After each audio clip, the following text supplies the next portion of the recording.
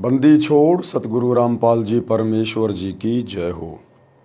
परमपिता परमात्मा सारी सृष्टि के रचनहार, कुल मालिक, असंख्य ब्रह्मांडों के स्वामी, जगत गुरु, तीनों लोकों में प्रवेश करके सबका भरण पोषण करने वाले राजाधिराज, आत्माधार, नाथों के नाथ, देवों के देव, महादेव, सर्वेश्वर, महेश्वर, मृत्युंजय, अजरो अमर, आदि अनादि सनातनी प्रभु, जगत पिता जगदीश्वर, श्री श्री 1008 की उपाधि के वास्तविक अधिकारी, अकाल मूरत सौद स्वरूपी राम वासुदेव, सर्वगतम ब्रह्म, परम पूज्य, प्रथम पूज्य, परम संत, परम पुरुष, परम धनी, परम दयालु, सत्य कबीर, हक्का कबीर, अल्लाहु अकबर, बाखबर, अल्लाह ताला, जगत के तारणहार, जगत के मुक्तिदाता, जगत के जगन्नाथ, हारे के सहारे, हिंदुओं के राम, मुसलमानों के अल्लाह, सिखों के वाहिगुरु, ईसाइयों के मसीह, दया के सागर दयानिधि, करुणा के सागर करुणानिधि, स्वयंभू परिभू, संकट मोचन, कष्ट हरण, मंगल करण, दुख भंजन, अविगत कबीर, निर्विकार निर्विषम परमात्मा, अलय अलेख सतगुरु, आदि अनादि सतगुरु, असली मर्यादा पुरुषोत्तम, असली राम, असली कृष्ण, असली घनश्याम, असली मुरारी, राजाओं के राजा, महाराजाओं के महाराजा, शहंशाहों के शहंशाह, सम्राटों के सम्राट, भगवानों के भगवान, अल्लाहों के अल्लाह, प्रभुओं के प्रभु, मसीहों के मसीह, सच्चे वाहिगुरु, बाबाओं के बाबा, पीरों के पीर, सेठों के सेठ, जगत सेठ, सावड़सा सेठ, सर्वगुण संपन्न, अनंत कोटि कलाओं के स्वामी, अनंत कोटि ब्रह्मांडों के नायक, योगियों में महायोगी, ध्यानियों में महाध्यानी, सिद्धों में परम सिद्ध, ज्ञानियों में तत्व ज्ञानी, ब्रह्म ज्ञानी, महाज्ञानी, परम ज्ञानी, सर्वश्रेष्ठ ज्ञानी, विज्ञानी, युवा कबीर, समृत कबीर, असंवाद, अमित ओजा, सच्चे रहनुमा, करीम अल्लाह, सुभान अल्लाह, दुनिया के अंतिम पैगंबर, 8 सितंबर 1951 से गांव धनाना, जिला सोनीपत, हरियाणा, भारतवर्ष की पावन भूमि पे प्रकट रियल कल की भगवान श्री नारायण साकार हरि, श्री बाबा साहिब नूर अनंत परमात्मा, संत श्रोमणी सतगुरु रामपाल जी परमेश्वर जी के चरण कमल में साध संगति से जुड़े हुए देश विदेश से आप और हम सभी सत्सेवक भाई बहनों का अनंत कोटि दंडवत प्रणाम। सत्साई भाई और बहनों, दया परमपिता परमेश्वर जी की, सतगुरु रामपाल जी की, जिनके विशेष आशीर्वाद से, शुभ आशीर्वाद से, उन्हीं के कर कमल से लिखित पवित्र पुस्तक जीने की राह के ऊपर वीडियो बनाने की श्रृंखला जारी है। इसी श्रृंखला में आज हमारा ये 9वें नंबर का वीडियो है। प्रत्येक वीडियो में गुरुदेव भगवान के आशीर्वाद से जगत व भगत सभी भाई बहनों को भक्ति मार्ग से संबंधित बहुत ही अच्छी अच्छी बातें सीखने और समझने को मिल रही हैं। यदि आपने अभी तक जीने की राह पुस्तक के ऊपर बन रहे वीडियो शुरू से देखने शुरू नहीं किए हैं तो आप जिसे प्रार्थना करेंगे पार्ट नंबर 1 से देखना अवश्य शुरू करें, क्योंकि पार्ट नंबर 1 वीडियो की भूमिका होती है और भूमिका को अच्छे से समझे बिना आगे की वीडियो समझना थोड़ा मुश्किल होता है। तो भाई और बहनों, हमें पिछले वीडियो में किस प्रकार से गुरुदेव भगवान ने समझाया कि बच्चों को अपने वृद्ध माता पिता की किस प्रकार से सेवा करनी चाहिए, क्योंकि वे माता पिता बचपन में आप और हमारा किस प्रकार से जी जान लगाकर पालन पोषण करते हैं, हमारे को प्यार देते हैं। माता अपने बच्चों को सूखे वस्त्रों में सुलाती है, स्वयं उसके पेशाब से गीले हो चुके वस्त्रों में सोती है। पिता कैसे दिन रात एक करके मेहनत करके उसके भरण पोषण का, उसकी पढ़ाई लिखाई का खर्चा उठाता है। तो माता पिता की भी अपने बच्चों से एक आशा होती है, उम्मीद होती है कि जिस प्रकार बचपन में हम इस बच्चे की हर प्रकार से परवरिश कर रहे हैं, पालन पोषण कर रहे हैं, इसकी हर प्रकार की जो डिमांड है उसको पूरा कर रहे हैं, इसी प्रकार माता पिता की भी आशा होती है कि बुढ़ापे में हमारा पुत्र और पुत्र वधू इसी प्रकार से हमें प्यार प्रेम से बोले और हमारी हर संभव सेवा करने का प्रयास करें। और यदि माता पिता की आशाओं के विपरीत बेटा या बेटी या पुत्र वधू अपने माता पिता के या सास ससुर के साथ अच्छा व्यवहार नहीं करते हैं तो उनकी आत्मा दुखी होती है। और आत्मा आप चाहे किसी की भी दुखी कर दीजिए, चोट परमात्मा को पहुंचती है। तो वो बच्चे, वो पुत्र वधू, वो भी कभी अपने जीवन में सुखी नहीं रह सकते। इसलिए हमने हर संभव संतों के सत्संगों को सुनना चाहिए, क्योंकि सत्संग सुने बिना हमें आध्यात्मिक ज्ञान नहीं हो सकता। और आध्यात्मिक ज्ञान के बिना हमें अच्छे संस्कार नहीं मिल सकते, और अच्छे संस्कारों के बिना हम एक अच्छे माता पिता की, अच्छे बेटा बेटी की या अच्छी पुत्र वधू की भूमिका कभी भी नहीं निभा सकते। तो इसी प्रकार की कुछ कथाएं हैं जिनको पूज्य गुरुदेव जी ने आज इस पुस्तक में शामिल किया है कि किस प्रकार से एक राम भगत नाम के व्यक्ति की स्त्री गुजर जाती है, उसका निधन हो जाता है, और किस प्रकार वो अपने बच्चे का पालन पोषण करता है, अपने खेतों में भी काम करता है, दूसरी शादी भी नहीं करवाता है ये सोचकर कहीं मेरे बच्चे के साथ में कोई नाइंसाफ़ी ना हो जाए। अपने बच्चे की हर प्रकार की ज़रूरतों को पूरा करने का प्रयास करता है, और आगे चलकर जब राम भगत के बेटा और उसके पुत्र वधू उसके साथ अच्छा व्यवहार नहीं करते हैं तो किस प्रकार से उसकी आत्मा दुखी होती है। फिर किस प्रकार से राम भगत का एक रिश्तेदार उसके पास आता है जो पहले से सतगुरु रामपाल जी से उपदेशी था, रामनिवास नाम था। वो राम भगत को समझा बुझाकर सतगुरु रामपाल जी के सत्संग में लेकर जाता है, उसको उपदेश दिलवाता है, और धीरे धीरे राम भगत भी अपने परिवार को, अपने पोता पोतियों को, पुत्र वधू को सत्संग से जोड़ने का प्रयास करता है। और एक समय वो सफल हो जाता है अपनी पुत्र वधू को और अपने दोनों पोतों को सत्संग में ले जाकर। उसके बाद कैसे उस पुत्र वधू का जीवन बदल जाता है, कैसे उसके विचार बदल जाते हैं, और अब आगे की जानकारी हम पूज्य गुरुदेव जी के कर कमल से लिखित इस पुस्तक के माध्यम से प्राप्त करते हैं। पवित्र पुस्तक जीने की राह, पार्ट नंबर 9, पेज नंबर 65। पिता बच्चों की हर संभव गलती क्षमा कर देता है। परमात्मा कबीर जी ने कहा है कि पिता अपने पुत्र पुत्री के सर्व अपराध क्षमा कर देता है। अवगुण मेरे बाप जी बख्शो गरीब नवाज, जो मैं पूत कपूत हूं तो भी पिता को लाज। शब्दार्थ, परमात्मा सभी प्राणियों का पिता है।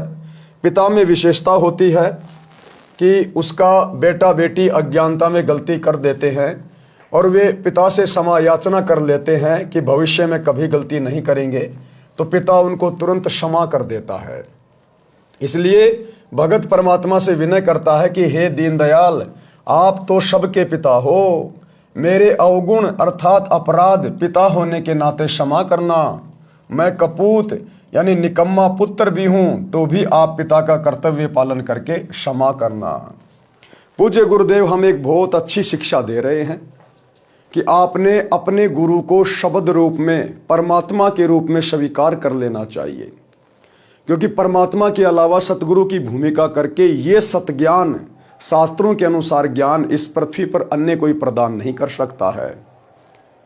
और उसके बाद फिर हमारा भाव बदलेगा, हमारे सोच विचार बदलेंगे, हमें फिर इस रूप में मात्र एक गुरु दिखाई नहीं देगा, हमें परमात्मा दिखाई देगा, परमेश्वर दिखाई देगा।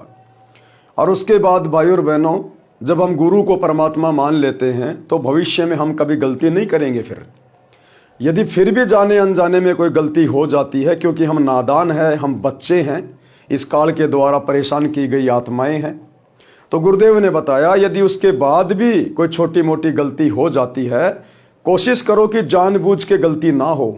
यदि फिर भी कोई जाने अनजाने में ऐसा दबाव या प्रेशर से गलती हो जाती है, तो उसके बाद आपने अपने गुरुदेव भगवान से हृदय से क्षमा याचना मांगनी चाहिए। मालिक अंतर्यामी है, वो आत्मा का साथी है, वो सर्वा है, सर्वद्रष्टा है, अंतर्यामी है। अगर आप सच्ची नीयत से, अपनी आत्मा से, अपने घर बैठे अपने दरबार साहिब के सामने परमात्मा को दंडवत करके हृदय से क्षमा मांगेंगे, तो परमात्मा आपकी उस गलती को माफ़ कर देता है, और भविष्य में फिर हम दोबारा वो गलती करने का प्रयास ना करें। इसलिए आप और हम सभी भगत भाई बहन को गुरुदेव शिक्षा देते हैं कि आत्मा और परमात्मा के बीच में कोई एजेंट नहीं होता, कोई दलाल नहीं होता, किसी प्रकार का कोई कोऑर्डिनेटर करने वाला व्यक्ति नहीं होता, क्योंकि आत्मा का डायरेक्ट संबंध परमात्मा से होता है, गुरु अंतर्यामी होता है। यदि भगत की नीयत सच्ची है, भाव श्रद्धा अच्छी है, तो परमात्मा उसकी बात सुनता है। गुरुदेव कहते हैं चीटी पायल बाजे पैर, साहिब सुनता है सब लहर। अंतर्यामी गुरुदेव भगवान तो चीटी के पैर में अगर कोई पायल बांध दी जाए, कहते हैं पहली बात तो चीटी का पैर कितना पतला, फिर उसके पैर की पायल कितनी पतली होगी, उसकी तो आवाज होना भी नामुमकिन है। कहते हैं परमात्मा उसको भी सुन लेता है। तो क्या अपने सच्चे मुच्चे भगत की हृदय से की गई प्रार्थना को नहीं सुनेगा? महाभारत के युद्ध में जब टटेरी पक्षी ने अपने अंडों की रक्षा के लिए परमात्मा से पुकार की, परमात्मा ने उसकी भी पुकार सुनी। बीच में कोई कोऑर्डिनेटर नहीं, बीच में कोई किसी प्रकार का एजेंट नहीं, कोई दलाल नहीं। भगत प्रहलाद ने त्रेता युग में अपने पिता के अत्याचारों से दुखी होकर परमात्मा से हृदय से प्रार्थना की। परमात्मा ने उसकी प्रार्थना सुनी, नरसिंह रूप धारण करके आए, हिरण्याकुश की छाती फाड़ी। क्या प्रहलाद ने बीच में कोई एजेंट बनाया था, कोई दलाल बनाया था कोऑर्डिनेट करने के लिए? क्या किसी व्यक्ति को खड़ा किया था? नहीं। जब मीराबाई ने जहर पिया तो अपने परमात्मा से हृदय से पुकार की, हृदय से प्रार्थना की। बीच में कोई दलाल नहीं, कोई एजेंट नहीं, परमात्मा ने उसकी भी पुकार सुनी। आज तो परमात्मा धरती पे प्रकट है हमारी पुकार सुनने के लिए, और हम भक्तों का जो कनेक्शन है डायरेक्ट उनसे जुड़ा हुआ है, क्योंकि हम उनकी शरण में हैं। आज तो बड़ी आसानी से सुनेगा परमात्मा, लेकिन सच्चे मुच्चे भगत की सुनेगा, पाक साफ दिल वाले भगत की सुनेगा। बार बार जानबूझकर गलतियां करने वाले की परमात्मा सुनकर भी अनसुनी कर देगा। तो यहां समझाया गया है कि एक सांसारिक पिता भी अपने बच्चे की सैकड़ों गलतियां माफ कर देता है, नजरअंदाज कर देता है, भूल जाता है। जबकि सतगुरु तो हमारे परम पिता होते हैं, सांसारिक माता पिता से हमें हजारों गुना ज़्यादा प्रेम करते हैं, प्यार करते हैं। फिर भला वो कैसे हमारी गलतियों को दिल पे रख के चल सकते हैं? लेकिन अध्यात्म का एक नियम है भाई और बहनों, अध्यात्म में परमात्मा का काल के साथ वचन है, एग्रीमेंट है। इसलिए हमने बार बार गलतियां करने से बचना चाहिए। तो क्या बताया गुरुदेव ने? आगे हमें गुरुदेव राम भगत नामक एक भगत की कथा सुना रहे हैं। इस कथा के माध्यम से पता चलेगा कि संस्कार चाहे कितने ही बिगड़े हुए क्यों ना हो, आपका बेटा बेटी या पुत्र वधू कितने ही निकम्मे क्यों ना हो, यदि उनको सत्संग की राह पे चला दिया जाए तो सत्संग में जाने से, सतगुरु के वचन उनके कानों में पढ़ने से उनका हृदय परिवर्तित हो सकता है। आपका घर जो कलह कलेश का अड्डा बना हुआ है, आपका घर सुखी हो सकता है, स्वर्ग बन सकता है। तो परमात्मा राम भगत की कथा के माध्यम से हमें समझा रहे हैं। राम भगत की पत्नी का देहांत हो गया। उस समय उसका बेटा 3 वर्ष का था। उस व्यक्ति की रिश्तेदारी में एक घटना ऐसी घटी थी जिसने उसको झंझोर कर रख दिया। कथा इस प्रकार है। उसके मामा जी अपनी बहन यानी राम भगत की माताजी से लगभग 10 वर्ष बड़े थे। राम भगत के मामा जी थे जो राम भगत की माताजी से 10 साल बड़े थे। तो उनके जीवन में एक घटना घटी थी जिससे शिक्षा लेकर राम भगत ने दोबारा से शादी करने का विचार अपने दिलो दिमाग से त्याग दिया। मामा जी के 2 पुत्र थे। राम भगत की मामी जी का देहांत हो गया। मामा जी ने दूसरा विवाह कर लिया। दूसरी पत्नी को पुत्र हुआ। दूसरी पत्नी पहले वाली के पुत्रों से ईर्ष्या करने लगी। ये विचार किया कि 15 एकड़ जमीन है, 3 जगह बटेगी। उसने उन बच्चों को काच पीस कर दूध तथा खाने में खिला पिला दिया, जिससे दोनों की धीरे धीरे रोगी होकर मृत्यु हो गई। राम भगत के मामा जी की पहली शादी हुई, उससे उसको 2 बेटे प्राप्त हुए। उसके बाद में उसकी पत्नी का देहांत हो गया। अपने बच्चों की परवरिश के लिए, पालन पोषण के लिए राम भगत के मामा जी ने दूसरी शादी करी। दूसरी पत्नी से राम भगत के मामा जी को एक पुत्र प्राप्त हुआ। लेकिन राम भगत के मामा जी की दूसरी पत्नी के मन में दोष आ गया कि हमारे पास में 15 एकड़ जमीन है और यदि बराबर बराबर बांटी जाएगी तो मेरे बच्चे के हिस्से में जमीन थोड़ी आएगी। ये सोचकर उसने उन पहली वाली औरत के दोनों बच्चों को धीरे धीरे काच पिलाना शुरू कर दिया, दूध में या खाने में डालकर। और वो दोनों बच्चे जो राम भगत के मामा जी की पहली वाली पत्नी से थे, वो दोनों बच्चे धीरे धीरे बीमार होकर मृत्यु को प्राप्त हो गए। डॉक्टर ने बताया कि बच्चे काच खा गए हैं, जिस कारण से इनकी मृत्यु हो गई है। एक दिन उसकी पत्नी ने पड़ोस से बताया कि मैंने ऐसे ऐसे किया, मेरे बेटे को 15 एकड़ जमीन मिल गई। उस स्त्री ने मेरे मामा जी को बताया। मामा जी छोटी मामी को बहुत प्यार करते थे और उस पर विश्वास करते थे। उन्हें विश्वास नहीं हो रहा था। एक दिन छोटी मामी अपने भाई से बता रही थी कि मैंने ऐसे ऐसे किया, तेरे भांजे को 15 एकड़ जमीन मिल गई। एक दिन उसका भाई उसके घर पे आया हुआ था और वो अपने भाई से सारी बातें बता रही थी। उसी समय राम भगत भी अचानक से घर के खिड़की के पास में खड़ा होकर सारी बातें सुन रहा था और उसको बड़ा धक्का सा लगा कि जिस औरत पे मैं इतना विश्वास करता था उस औरत ने कैसा घटिया कर्म किया है। और उस औरत के भाई ने, जिसको वो ये सारी बातें बता रही थी कि तेरे भांजे को 15 एकड़ जमीन मिल गई, मैंने ऐसे ऐसे उन दोनों बच्चों को दूध में कांच पिला पिला के मार दिया, तो उसका भाई भी उसको धमका रहा है कि इस पाप को लेकर कहां जाएगी, परमात्मा के दरबार में तुझे जवाब देना पड़ेगा। तूने ऐसा कुकृत्य क्यों किया, तूने तो बहुत बड़ा जालिम कर्म किया है। ये बात मेरा मामा भी सुन रहा था क्योंकि वह खिड़की से बाहर स्वाभाविक खड़ा था। मामी का भाई बोला कि बहन तूने जुल्म कर दिया, इस पाप को कहां रखेगी, आज के बाद मैं तेरी शक्ल देखने भी नहीं आऊंगा। उसका भाई कोई अच्छी आत्मा का था। उसके भाई ने भी उसको धमकाया कि बहन तूने ये क्या कर दिया, आज के बाद मैं तेरी शक्ल भी नहीं देखूंगा। मामा जी का दिमाग फटने को हो गया, घर त्याग कर अपनी बहन के घर आ गया, यानी हमारे राम भगत के घर पर जीवन व्यतीत किया। कुछ वर्ष के पश्चात छोटी मामी से जन्मा वह पुत्र भी मर गया। अब ऐसी निकम्मी के खुद के पुत्र कैसे जीवित रह सकते हैं जो दूसरों के पुत्रों के साथ में ऐसा अत्याचार कर रही है। कुछ दिनों के बाद में उसका जो पुत्र था, जिसको 15 एकड़ जमीन का मालिक बनाने के लिए उसने 2 बच्चों की हत्या कर दी थी, कुछ दिनों बाद में उसका बेटा भी मर गया। वह छोटी मामी किसी के साथ भाग गई। पता चला कि उस व्यक्ति ने उसके गहने छीनकर मारकर कुएं में डाल दिया। पुलिस को पता चला तो उस व्यक्ति को फांसी लगाई गई। इस सर्वनाश महाभारत को याद करके राम भगत ने दूसरा विवाह नहीं किया। ये सारी बातें विचार करके राम भगत ने दूसरा विवाह नहीं किया कि मेरे मामा जी ने दूसरा विवाह किया था। उसके बाद उनका पूरा का पूरा परिवार बर्बाद हो गया, सर्वनाश हो गया। कहीं मेरे बच्चे के साथ में ऐसा ना हो जाए, कहीं कोई निकम्मी औरत घर में ना आ जाए। अपने बच्चे के लिए, अपने बेटे के लिए, उसके सुखद भविष्य के लिए राम भगत जी ने दूसरी शादी नहीं की। लड़के को अपने साथ रखता, हल जोतता था तो पुत्र को कंधे पर बैठा कर रखता था, थक जाता था तो पेड़ के नीचे लेटा देता, स्वयं खाना बनाता, स्वयं स्नान कराता, कपड़े साफ करता, जैसे तैसे लड़का जवान हुआ।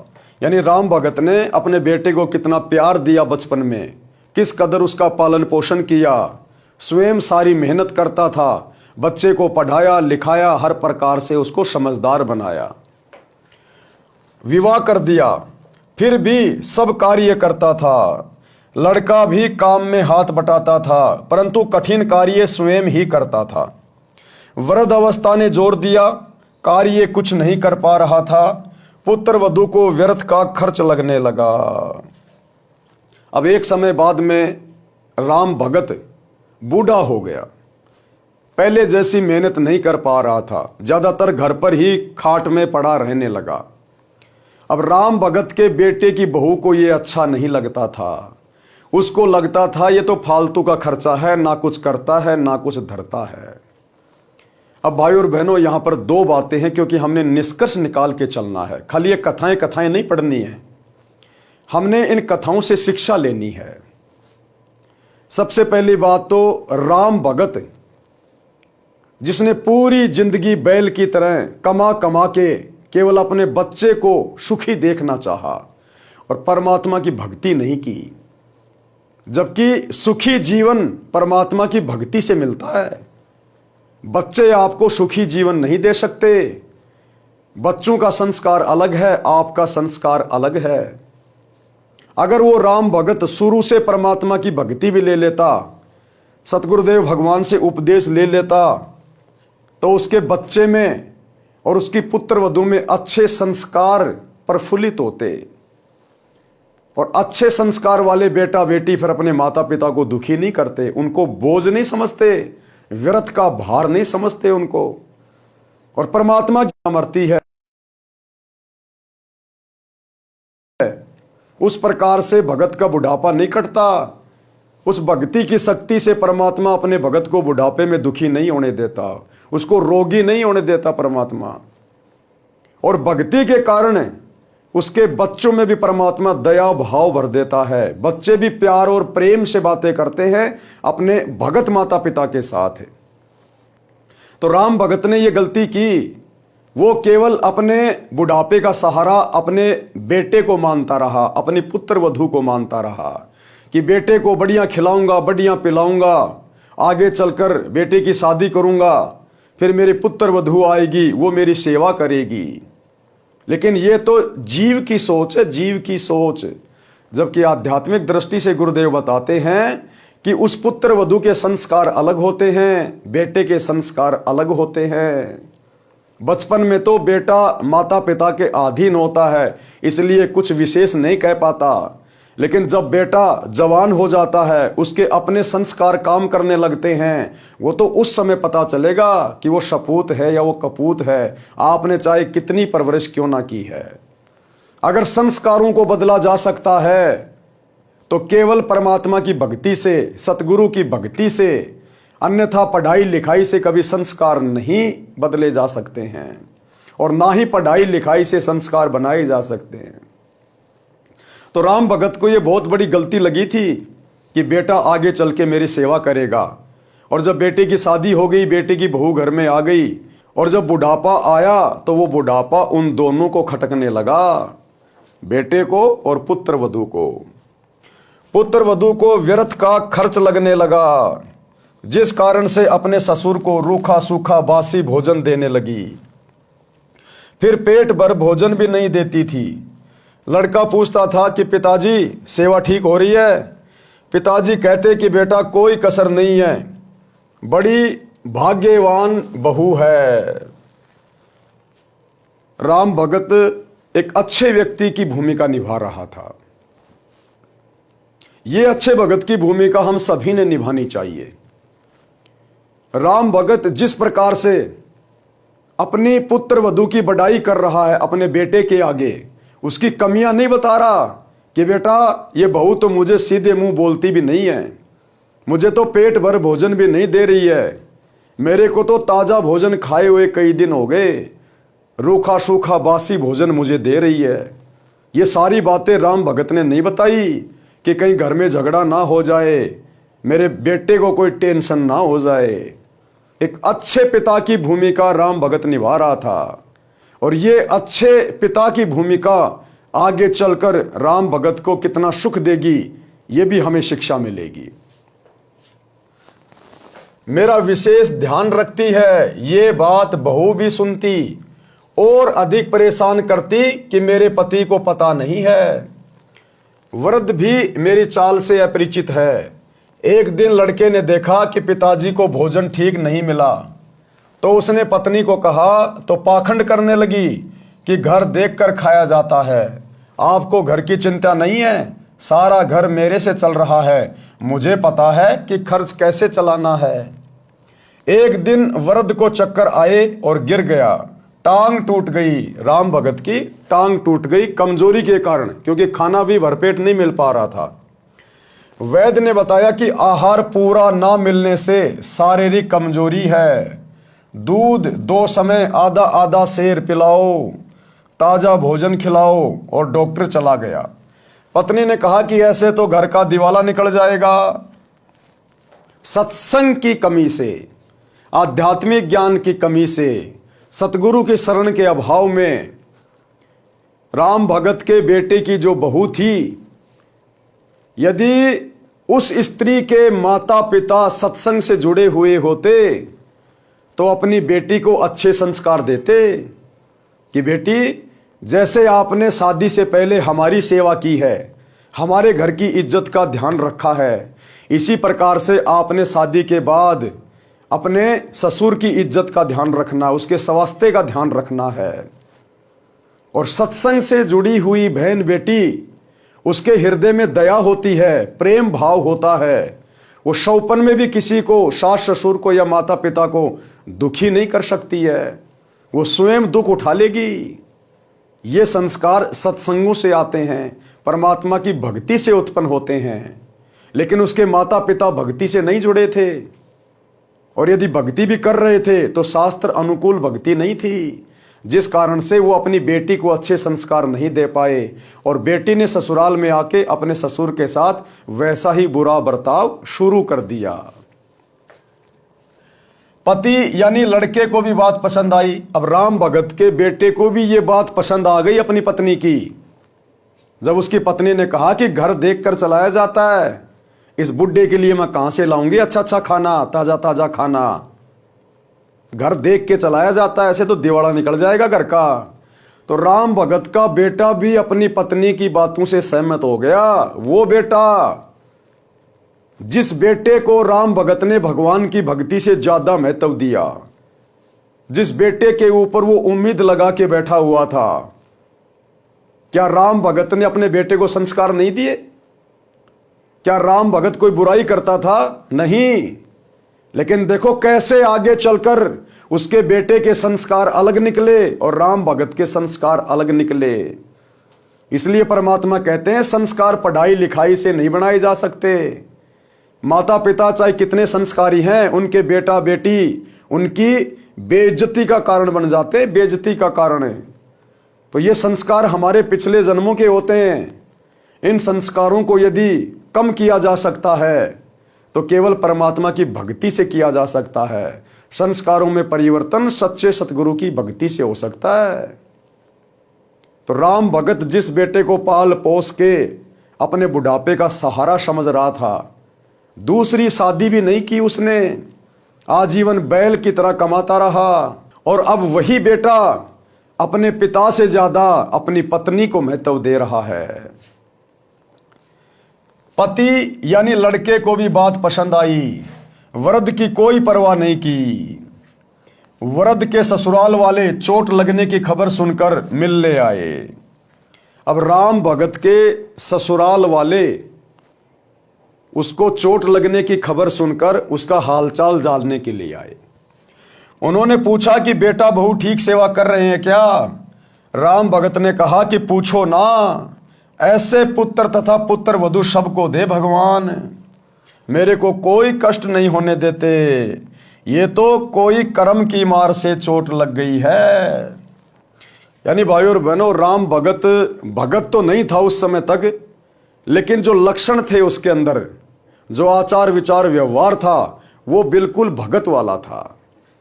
इतना सब कुछ सहन करने के बाद भी अपने बेटा और अपने बेटी को एक नंबर का बता रहा है। उनके विषय में कोई गिला शिकवा नहीं कर रहा किसी के सामने। उसी गांव में दो बहनों का विवाह हुआ था, एक का राम भगत से, दूसरी का पाड़ोस में। जब वे अपनी दूसरी लड़की के घर गए तो पता चला कि उस राम भगत की कोई सेवा नहीं हो रही है। लड़का भी निकम्मा है। ये बात ससुराल वालों के गले नहीं उतरी, क्योंकि वे राम भगत के मुख से सुनकर आए थे कि सेवा में कोई कसर नहीं है। वे कुछ समय बाद पुनः राम भगत के घर गए तो उस समय वह बासी रोटी पानी में भिगो भिगो कर खा रहा था। जब राम भगत के ससुराल वालों ने अपनी आंखों से देख लिया कि सूखी रोटी, बासी रोटी पानी में भिगो भिगो के खा रहा है, तब जाकर उनको यकीन हुआ कि इसके साथ में कैसा दुर्व्यवहार हो रहा है।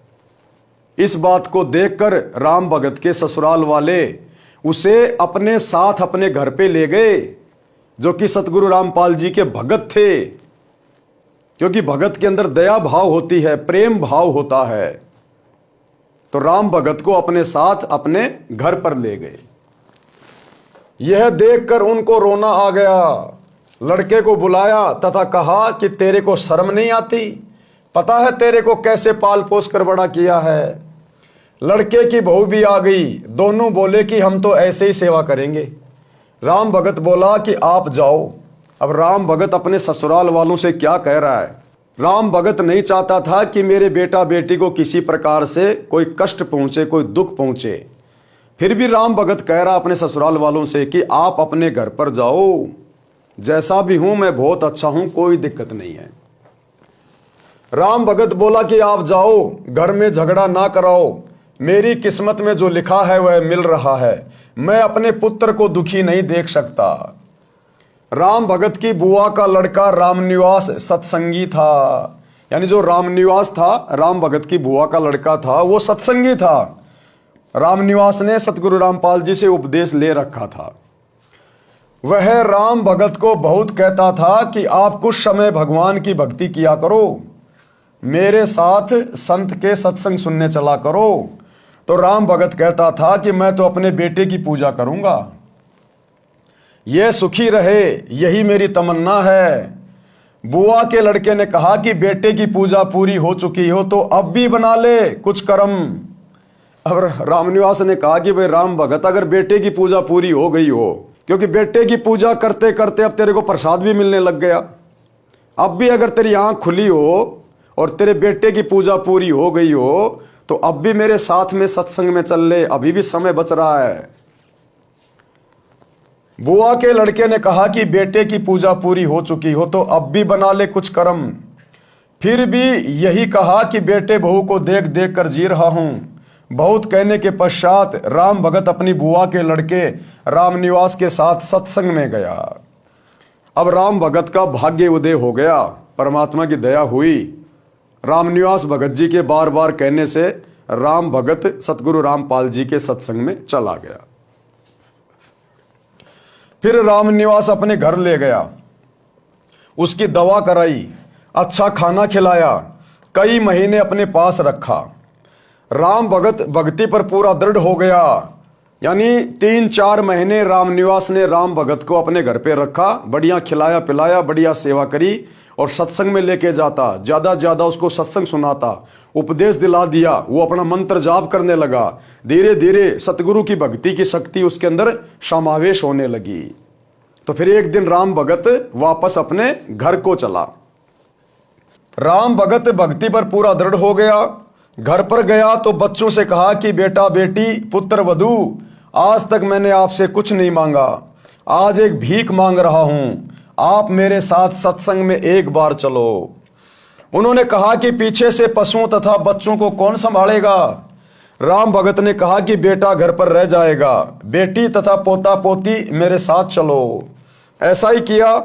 जब उस पुत्र वधू ने सत्संग के वचन सुने, वहां आने वाले सब भक्तों की सेवा पुराने भगत भगतमती ऐसे कर रहे थे जैसे विशेष मेहमानों की सेवा करते हैं। वृद्ध, रोगी, अपंग श्रद्धालुओं की भी विशेष सेवा कर रहे थे। सत्संग में यह बताया जाता है कि जीव पर दया बनाए रखने से परमात्मा प्रसन्न होता है। दुखियों, असहायों की सहायता करना मानव मात्र का परम कर्तव्य है। अब राम भगत के पुत्र वधू का भी भाग्य उदय हो गया। सबसे पहले परमात्मा ने राम भगत को पकड़ा, अपनी शरण में लिया। राम भगत के माध्यम से फिर उसके परिवार को भी अपनी शरण में ले लिया। वो बेटे की बहू और उसके पोते पोती सत्संग में चले गए। अब बेटे की बहू ने सत्संग में जाने के बाद देखा कि यहाँ आपस में भगत भाई बहन किस तरह प्यार प्रेम से रहते हैं। कोई रोगी आ रहा है, कोई बूढ़ा है, कोई अपंग है, और दूसरे जो युवा भगत हैं, भगतमती हैं, वो उनकी सेवा कर रहे हैं जैसे अपने खुद के माता पिता हों।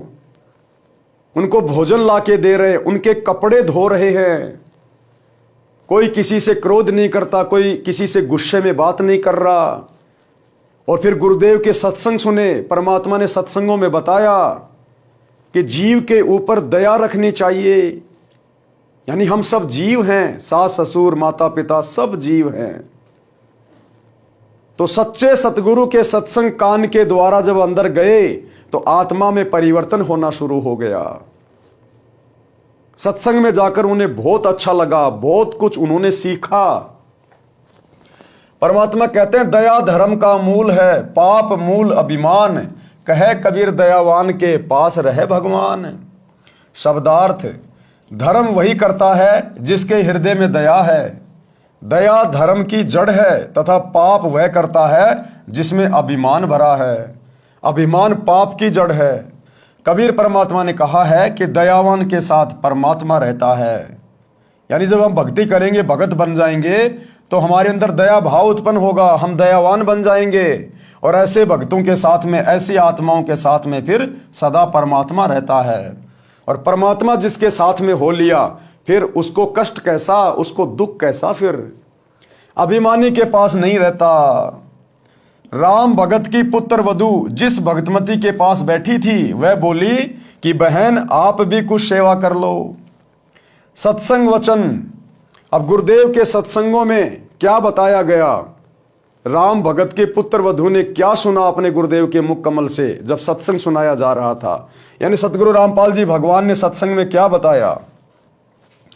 गुरुदेव जी बताते हैं कि जो सेवा भक्ति करेगा उसी को फल मिलेगा।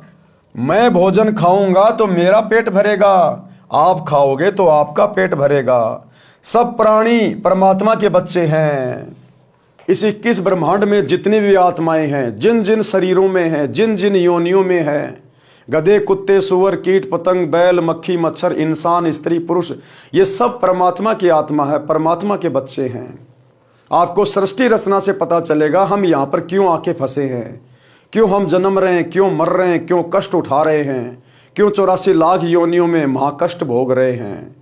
तो हम सभी आत्माएं परमात्मा की हैं। सब प्राणी परमात्मा के बच्चे हैं। आप धनी के बच्चे समझकर सेवा करो। जैसे एक धनी की लड़की 8-9 वर्ष की थी, उसकी देखरेख के लिए एक नौकरानी रखी थी। वह उस लड़की को गर्मियों में स्कूल छोड़ने जाती थी, तो उस लड़की के ऊपर छाते यानी छतरी से छाया करके चलती थी, खुद धूप सहन करती थी, जिससे धनी खुश रहता था और नौकरानी को तनख्वाह देता था। आप सब ये विचार करके अपने पराइयों का ध्यान रखें, चाहे सास ससुर हो, चाहे कोई भी हो। अगर हम किसी की सेवा करें, सेवा का मौका मिले, तो अपने खुद के माता पिता समझकर, परमात्मा के बच्चे समझकर कि हम तो उस परमात्मा के नौकर हैं सतगुरु के, और ये बाकी सब सतगुरु के बच्चे हैं। और सतगुरु अंतर्यामी है, सब कुछ देख रहा है, हमारे आचार विचार व्यवहार को, हमारी सेवा बंदगी को वो अंतर्यामी हर समय देखता रहता है। सास ससुर की सेवा, छोटे बड़े की सेवा, सबका सम्मान करना आप जी का परम कर्तव्य है। यदि आप अपने सास ससुर, माता पिता या अन्य आश्रितों की सेवा करोगे, तो परमात्मा आपकी सेवा का प्रबंध करेगा। आप अपने छोटे बड़े बच्चों को भी सत्संग में साथ लाया करो। बच्चों में भी छोटे बड़ों की सेवा करने, अच्छा व्यवहार करने के संस्कार पड़ेंगे। वे बच्चे बड़े होकर आपकी, यानी जब आप बूढ़े हो जाओगे तब भी ऐसे ही सेवा करेंगे। क्यों? क्योंकि उन बच्चों ने बचपन से वही चीजें देखी हैं कि सत्संग में कैसे बड़े बूढ़ों की सेवा की जाती है, घर में मेरे माता पिता कैसे मेरे दादा दादी की सेवा कर रहे हैं, तो बच्चे में फिर वही गुण विकसित होने लग जाते हैं। जैसे बेटी एक बाप माँ को छोड़कर नए माता यानी सास पिता ससुर के पास जाती है, यानी पीहर से कोई लड़की जब ससुराल जाती है तो नए माता पिता के पास जाती है। अब जन्म के माता पिता तो इतने ही साथी थे, उन्होंने पाल पोस कर नए माता पिता को सौंप दिया। सास ससुर का कर्तव्य है कि आने वाली बेटी को अपनी बेटी की तरह प्यार दें। भेदभाव शौपन में भी नई बेटी वह अपनी जन्म की बेटी में ना करें, जो झगड़े की जड़ है। पुत्र वधू को चाहिए कि नए घर की परिस्थितियों के अनुसार अपने आप को ढाले, माँ के घर वाले बर्ताव को कम प्रयोग करे। यानी ससुराल में जाने के बाद पहले माता के घर में पीहर में हम जो मर्जी किया करते थे, छोटा मोटा लड़ाई झगड़ा कर लिया करते थे, किसी चीज के लिए जिद पकड़ के बैठ जाया करते थे। तो गुरुदेव कह रहे ससुराल में जाने के बाद अपने व्यवहार में भी बदलाव लाना चाहिए। अब पुत्र वधू का घर परिवार यही ससुराल है। शिक्षा कथा, अब गुरुदेव ने सत्संग में फिर ये क्या और शिक्षा दी, एक नई कथा बताई। यानी राम भगत की और उसके परिवार की जो कथा है वो तो चल ही रही है। जब राम भगत की पुत्र वधू वहां आई, उसने देखा, सेवा भाव देखा, और उसके बाद जब गुरुदेव सत्संग करने लगे तो सत्संग में गुरुदेव ने और किस कथा का जिक्र किया? शिक्षा कथा। एक पुत्र वधू अपनी सास को बहुत दुखी रखती थी। उसको फटे हुए मिट्टी के घड़े के टुकड़े यानी ठीकरे में भोजन खिलाती थी। एक पुत्र वधू थी, वो अपनी सास को बहुत ज्यादा दुखी करती थी। और जैसे मटका वगैरह फूट जाता है, पहले के समय में जब कोई मटका वगैरह फूट जाता था तो उसमें जो है कुत्तों को छाछ वगैरह रखा करते थे। तो वो पुत्र वधू अपनी सास को उस टूटे हुए ठीकरे में यानी उस मटके के फूटे हुए टुकड़े में खाना खिलाती थी, जैसे कुत्तों को खिलाते हैं। कभी कभी साफ करती थी। उसके लड़के का विवाह हुआ, कुछ समय उपरांत सास की मृत्यु हो गई। तब वह अपनी पुत्र वधू से बोली कि इस ठीकरे को फोड़कर बाहर फेंक दे। कुछ समय बाद में उस औरत का लड़का बड़ा हो गया, उसकी शादी हो गई, उसके बेटे की बहू घर आ गई। उधर से उसकी सासू मर गई, जिसके साथ वो अच्छा व्यवहार नहीं करती थी। जब सासू मर गई तो उस स्त्री ने अपने बेटे की बहू से कहा कि इस ठीकरे को बाहर जाके फोड़ दे। तो उस पुत्र वधू ने कहा कि फोड़ूंगी नहीं, मैं इसको बाहर जाके फोड़ूंगी नहीं, इसको तो मैं संभाल के रखूंगी। कल को तू भी तो बूढ़ी होगी, और जब तू बूढ़ी हो जाएगी तो तेरे को भी तो इसी ठीकरे में भोजन खिलाऊंगी। वो पुत्र वधू बहुत समझदार थी। वो सतगुरु रामपाल जी से उपदेश प्राप्त थी। वो ऐसा उसके साथ करना नहीं चाहती थी, लेकिन अपनी सास को शिक्षा देनी चाहती थी कि तूने कितना जुल्म किया है अपनी सास के साथ में। तो उसने कहा कि इसको फोड़ूंगी नहीं, कल को तू भी तो बुढ़िया होगी, तेरे को भी इसी ठीकरे में भोजन डाल के दिया करूंगी। तब वह अपनी पुत्र वधू से बोली कि इस ठीकरे को फोड़कर बाहर फेंक दो। वह पुत्र वधू बोली कि सास जी, आपको भी इसी ठीकरे में भोजन दिया करूंगी, आपने बड़े जुल्म उस बुढ़िया के साथ किए हैं। तब वह अपनी गलती को समझकर बहुत रोई। पुत्र वधू बुद्धिमान थी, शाम तक उस ठीकरे को नहीं फोड़ा। उसकी सास को वह ठीकरा दुश्मन दिखाई देने लगा। पुत्र वधू ने कहा कि माता जी, मैंने सत्संग सुने, मैं अपने कर्म खराब नहीं करूंगी। ये कहकर ठीकरा फोड़ दिया। पाप कर्म के कारण सास को कैंसर का रोग हो गया। सारा सारा दिन चिल्लाए, पुत्र वधू उसकी सेवा करे, कोई कसर नहीं छोड़ती थी, परंतु कहती थी कि सासू माँ, सेवा तो मैं दिलो जान से करूंगी, परंतु तेरे पाप को मैं नहीं बांट पाऊंगी, ये कष्ट तो आपको ही भोगना पड़ेगा। इन दिनों को याद रखकर, इन बातों को याद रखकर यदि हम सतगुरु की शरण प्राप्त करेंगे तो भाइयों और बहनों, हम ऐसी गलतियां कभी भविष्य में नहीं करेंगे। यदि आप ऐसी गलतियां नहीं करते हैं और आपने उपदेश भी नहीं ले रखा है, आपकी आत्मा बहुत अच्छी है, आपके अंदर दया है, लेकिन फिर भी भाइयों और बहनों, सत्संग के बिना, सच्चे सतगुरु की शरण के बिना हमारे भाग्य में आने वाले संकट नहीं कटेंगे। आप बहुत अच्छी आत्मा के हैं, आप सबकी सेवा करते हैं, और आपके भाग्य में अचानक से कोई रोग होना लिखा है, एक्सीडेंट होना लिखा है, आपकी दोनों टांगे उसमें कटनी है। बताओ, उसको कौन टालेगा? उस संस्कार को कौन मिटाएगा? आपका दया भाव नहीं मिटाएगा। आपकी अच्छाई आपके संस्कार को नहीं काटेगी, संस्कार को तो सतगुरु की भक्ति काटेगी। इसलिए आप अच्छे हैं या बुरे हैं, लेकिन अपने आगे के भविष्य के लिए आपने सतगुरु की शरण लेना अति आवश्यक है। और सच्चा सतगुरु धरती पर केवल वर्तमान में एक ही है, सतगुरु रामपाल जी। यदि सत्संग सुने होते तो ये दिन नहीं देखने पड़ते। अब वो पुत्र वधू अपनी सास को समझा रही है, जिसको कैंसर हो गया था, बहुत ज्यादा रोती थी, चिल्लाती थी, पीड़ा भोग रही थी। तो पुत्र वधू कह रही है कि सासू जी, सेवा तो मैं आपकी दिलो जान से करूंगी, लेकिन आपके जो पाप कर्म है, जिनके कारण आप ये कष्ट भोग रही हैं, ये पीड़ा तो आपको सहन करनी पड़ेगी। अगर समय रहते जाग जाती, संत के सत्संग में जाती, थोड़ी बहुत भक्ति करती तो अपनी सासू की भी सेवा करती डर के भगवान से कि आज इसकी सेवा मैं नहीं करूंगी तो कल को मेरी कौन करेगा, तो ये पाप कर्म करने से बच जाती। तो साथ में वो अपनी सासू को भी समझाती थी। यदि सत्संग सुने होते तो ये दिन नहीं देखने पड़ते। तब उस जालिम औरत ने कहा कि बेटी, मैं मां पापणी हूं, क्या मेरा भी उद्धार हो सकता है? मैं भी दीक्षा लेना चाहती हूं। लड़की सत्संगी घर की थी, उसको पता था कि दीक्षा लेकर भक्ति करने से पाप कर्म नष्ट होते हैं। आप चाहे कितने ही घोर पापी हैं, आपने कितने जुल्म कर रखे हैं, यदि आप अंत में उनका प्रायश्चित करके और सच्चे सतगुरु की शरण में आ जाते हैं तो सतगुरु आपके उन पाप कर्मों को धीरे धीरे नष्ट करना शुरू कर देते हैं। उसको पता था कि दीक्षा लेकर भक्ति करने से पाप कर्म नष्ट होते हैं।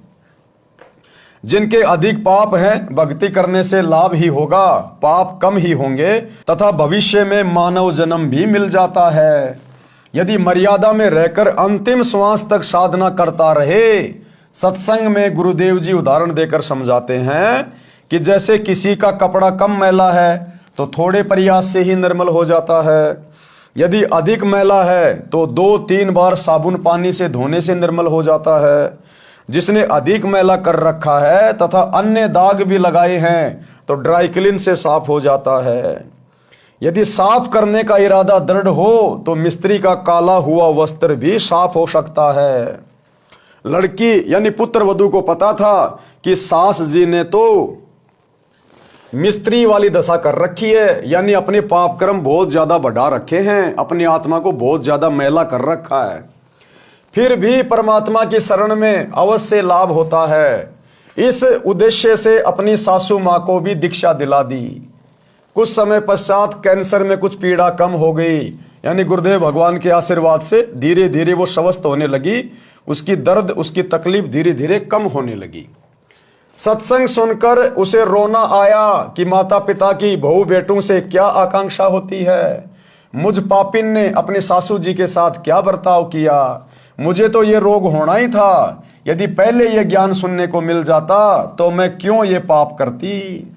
इसीलिए भाइयों और बहनों, समय से पहले गुरुदेव भगवान ने सत्संग करके पुस्तकें लिख के आप लोगों को समझाने का प्रयास किया है, जो अभी सतगुरु रामपाल जी की शरण से कोसों दूर है, जो केवल अपने इसी जीवन को उत्तम मान रहे हैं।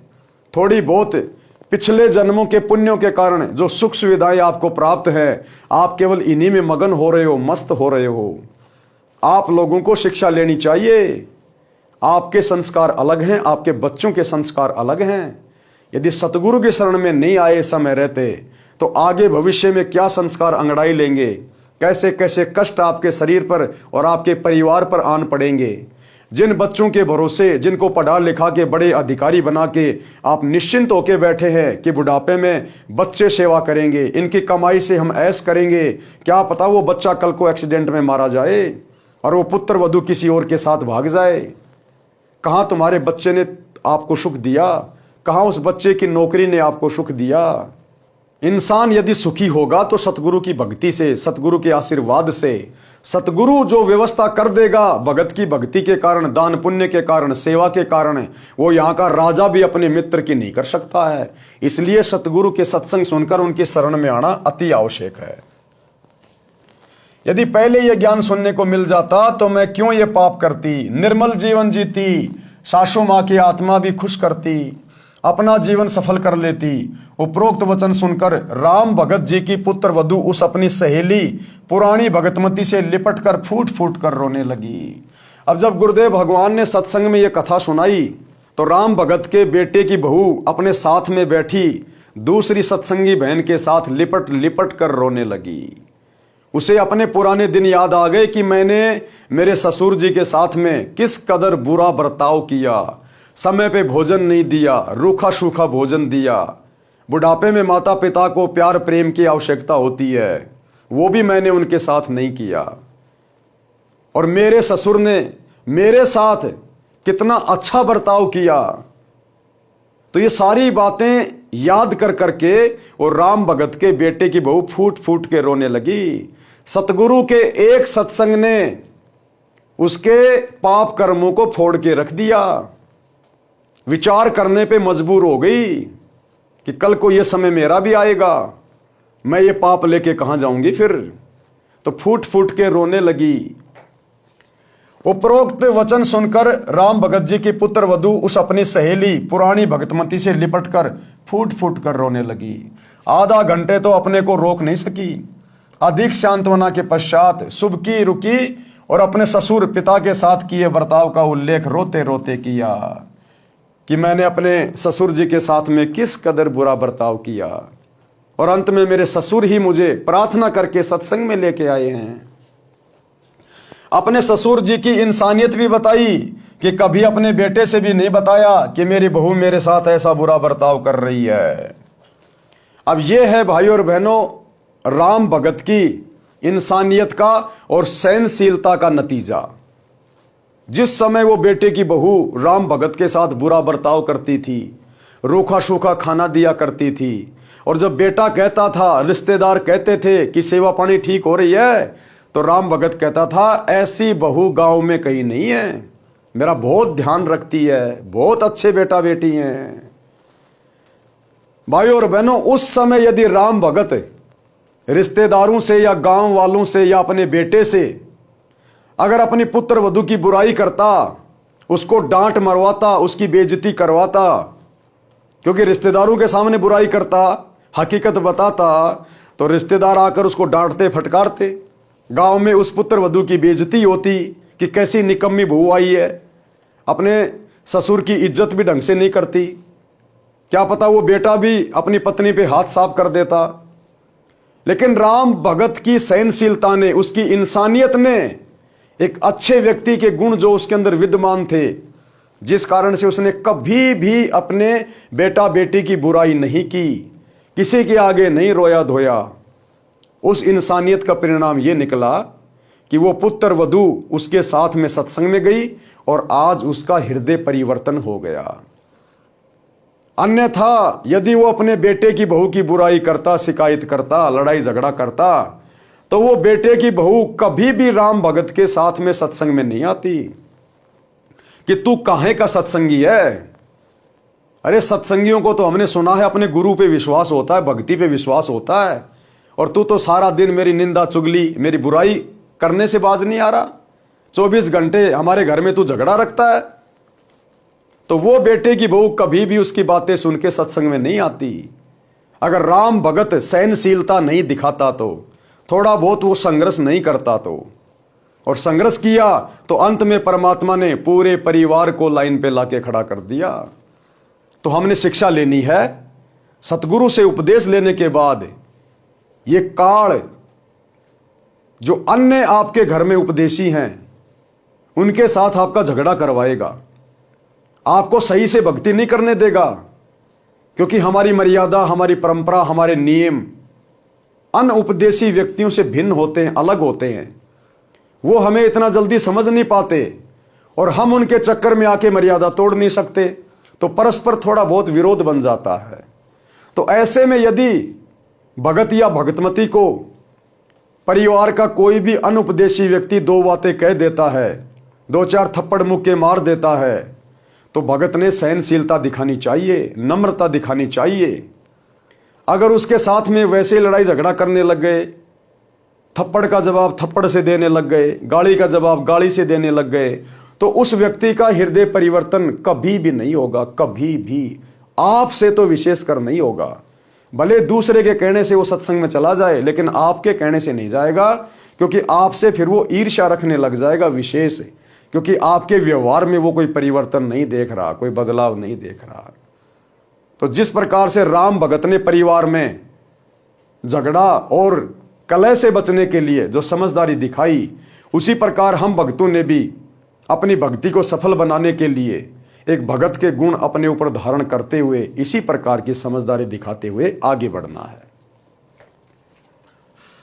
बेटे के पूछने पर यही कहता था कि बेटा किसी प्रकार की सेवा में कमी नहीं है, बड़े अच्छे घर की बेटी है, समझदार है, हमारा सौभाग्य है कि ये अपने घर आ गई, हमारा तो इस बेटी ने घर बसा दिया है।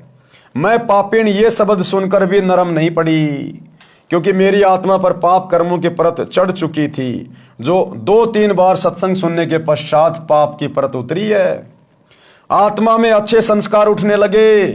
3 दिन सत्संग सुनकर भगत राम भगत पोता पोती तथा पुत्र वधू के साथ घर पर आ गया। अब 3 दिन लगातार गुरुजी का सत्संग सुना, दोनों टाइम सुबह शाम, और बेटे की बहू को अच्छे से समझ में आ गया। अपने बुरे बर्ताव से आत्मग्लानि हो गई। ससुर जी के प्रति उसका विचार, उसका रवैया बिल्कुल बदल गया। अपने सगे पिता जैसा दिखाई देने लगा। कैसे? सत्संग के कारण, सतगुरु की शरण के कारण, सतगुरु की भक्ति के कारण। क्योंकि संस्कार सतगुरु बनाता है और ये काल हमारे संस्कारों को सत्संग के भाव से बिगाड़ता है। तो राम भगत जी 3 दिन तक सत्संग सुनकर सपरिवार अपने घर वापस आ जाते हैं। बच्चों ने भी वहां छोटे बच्चों को खाना खिलाने, पानी पिलाने की सेवा करते। अन्य पुराने सत्संगी बच्चों को देखा तो वे भी सेवा करने लगे। अब राम भगत के पोता पोती भी सत्संग में अन्य जो छोटे छोटे बच्चे थे सेवा कर रहे थे। भंडारे में पानी पिला रहे थे, किसी को चाय पिला रहे थे, किसी को नहला रहे थे। तो वो छोटे छोटे बच्चे भी वही सेवा करने लगे वहां पर। उनको भी बड़ा आनंद आने लगा दूसरों की सेवा करने में। घर पर आकर अपने दादाजी के लिए पानी की बाल्टी भरकर दोनों भाई बहन लटका लाए और बोले, दादाजी स्नान कर लो। राम भगत जी ने कहा कि बच्चों, तुम्हारे पेट में दर्द हो जाएगा, इतना वजन मत उठाओ, मैं अपने आप ले जाऊंगा। बच्चे बोले कि दादाजी, सत्संग में गुरुजी ने बताया था कि सेवा करने से लाभ ही लाभ मिलता है, कोई कष्ट नहीं होता। अगर पेट में दर्द भी हो गया तो सेवा के कारण गुरुजी ठीक कर देंगे। हम रोटी खाएंगे तो हमारा पेट भरेगा, हम सेवा करेंगे तो हमें पुण्य मिलेगा। बच्चों में भी इतनी जल्दी संस्कार उत्पन्न हो गए। जैसी सेवा वो आश्रम में कर रहे थे, तुरंत घर पे आकर अपने दादाजी के लिए पानी की बाल्टी भर के लेके आ गए, गर्मा गर्म पानी की। यदि रोग भी हो तो भक्ति और सेवा से समाप्त हो जाता है। वहां आश्रम में अनेकों माई भगत बता रहे थे कि हम बीमार रहते थे, नाम लेने के पश्चात जैसी सेवा कर सके करने लगे। हम स्वस्थ हो गए। डॉक्टरों ने जवाब दे दिया था, देखो हमारी दवाइयों की पर्चियां, 4 वर्ष से उपचार चल रहा था, अब कोई दवा नहीं खाते। बच्चों ने क्या बताया दादाजी को? जब दादा ने कहा कि बच्चों ज्यादा वजन मत उठाओ, पेट में दर्द हो जाएगा, तो बच्चों ने सत्संग में सुनी बातें बतानी शुरू कर दी कि गुरुजी ने कहा था कि अगर हम सेवा करेंगे तो हमारे को पुण्य मिलेगा, हम रोटी खाएंगे तो हमारा पेट भरेगा। और अगर कोई दिक्कत भी हो गई तो गुरुजी कह रहे थे कि भगवान तो अपनी भक्ति से रोग को भी ठीक कर देता है। हमने वहां बहुत सारे भगत देखे थे जो हॉस्पिटल से दुखी होके, डॉक्टरों से दुखी होके अपनी पर्चियां ले लेके आए थे कि हम इतने सालों से बीमार थे, हमारे ऊपर कोई दवा काम नहीं कर रही थी। जैसे ही हमने सतगुरु रामपाल जी से उपदेश लिया, तुरंत हमारा रोग समाप्त हो गया। यानी सतगुरु ने तो हॉस्पिटलों को भी फेल कर दिया, डॉक्टरों को भी फेल कर दिया। हमारे गुरुजी तो डॉक्टरों के भी डॉक्टर हैं। दास गरीब तबीब सतगुरु बंदी छोड़ कबीर हैं। तबीब यानी वैद्य, वैद्यों का वैद्य भी सतगुरु है। ये हमारे शरीर और आत्मा दोनों का वैद्य है। तो ये सारी बातें वो अपने दादाजी को बताने लगे। परमात्मा ने वेदों का भी हवाला दिया है।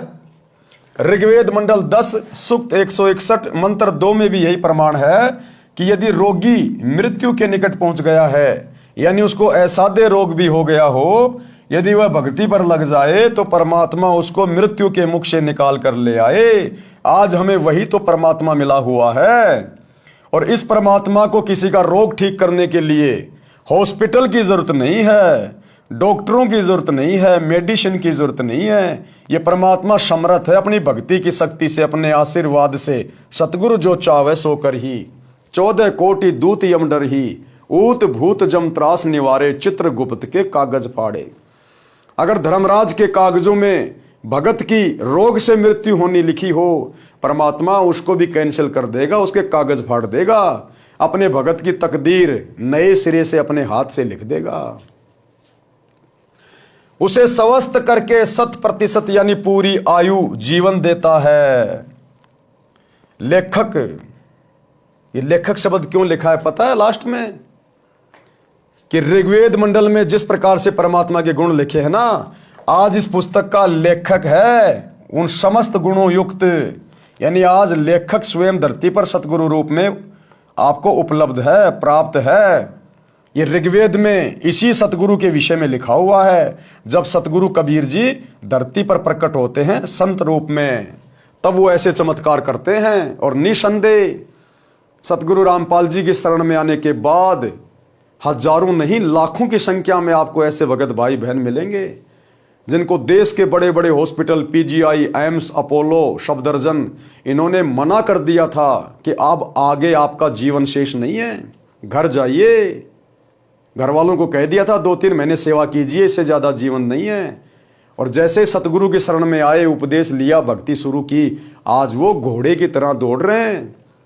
ऋग्वेद में लिखा है परमात्मा अपने भगत को यदि वो मृत्यु के निकट भी पहुंच चुका है, धर्मराज के दरबार में भी यदि यम के दूत उसको ले गए हैं, परमात्मा वहां से भी अपने भगत को छुड़वा कर 100 वर्ष की आयु प्रदान कर देता है भक्ति के लिए। तो आज ये समस्त गुण धरती पर यदि एकमात्र किसी संत में हैं तो सतगुरु रामपाल जी में है, क्योंकि ये स्वयं ऋग्वेद वाला परमात्मा है। इसलिए गुरुदेव ने यहां पर लास्ट में लेखक लिखा है कि ये सारे गुण लेखक कौन है? हमारे गुरुदेव लेखक में उपलब्ध है। इतनी देर में पुत्र वधू आई। अब दोनों बच्चे और दादाजी आपस में बातें कर ही रहे थे, जो बातें गुरुदेव ने सत्संग में सुनाई थी। इतने देर में राम भगत के बेटे की बहू आई और क्या बोली? इतनी देर में पुत्र वधू आई और कहा पिताजी स्नान कर लो। कहां तो सूखी रोटी टेढ़ा मुंह करके पकड़ा के जाती थी कि खा ले खाना तो खा ले, व्यर्थ में हमारे ऊपर बोझ बन के बैठ गया, कब मरेगा। और एक सत्संग सुनने से इतना हृदय परिवर्तित हो गया। इसको कहते हैं सतगुरु के वचन की शक्ति। सतगुरु के वचन की शक्ति। जैसे पारस लोहे को सोना बना देता है छूते ही, ऐसे ही परम संत के मुख से सत्संग सुनते ही आत्मा इस प्रकार से परिवर्तित होना शुरू हो जाती है।